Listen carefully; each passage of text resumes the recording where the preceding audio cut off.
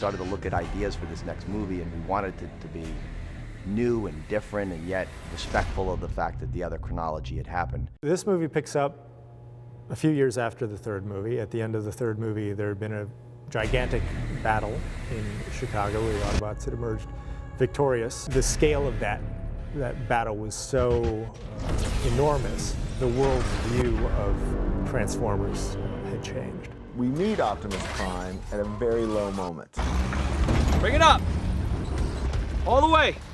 And I think that's very interesting because we've always seen him as the big hero. We've always seen him as the, I'll say, the moral arbiter of good versus evil. And he is at a place where humanity has betrayed him. What the hell happened to you? We opened this movie in a world where people are very skeptical that the Transformers, the Autobots, should be here at all. We don't need you anymore. You guys have never seen a truck like this before. Get in here. Lock that door. That's the first time I've ever made a movie that my kids wanted to be a part of or excited about me being a part of. I continue to be in awe at the scope and the size of the movie. All the political winds that are blowing are fairly anti-Autobot and anti-Transformer.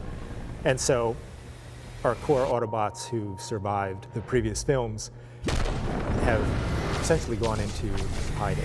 You have no idea what you're involved with here. What's the other version of this conversation?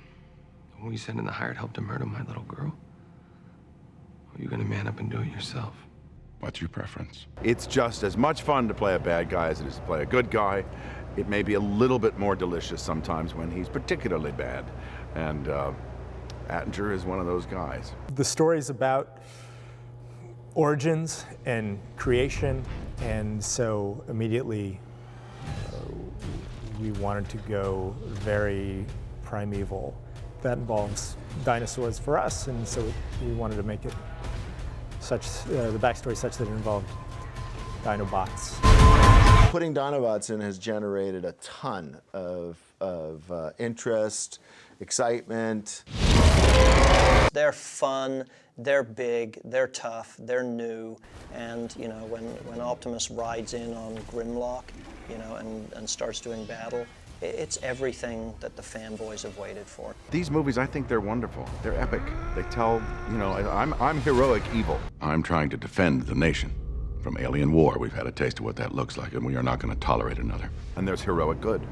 And when they come together, that's inherently dramatic and fun. You know, in all great, big, heroic movies, there's always that simple thread that can be said in heroic terms or also could be said like your mother might tell you. In Transformers, you can't judge a book by its cover. Your mom would tell you that all day long. And we just call that more than meets the eye.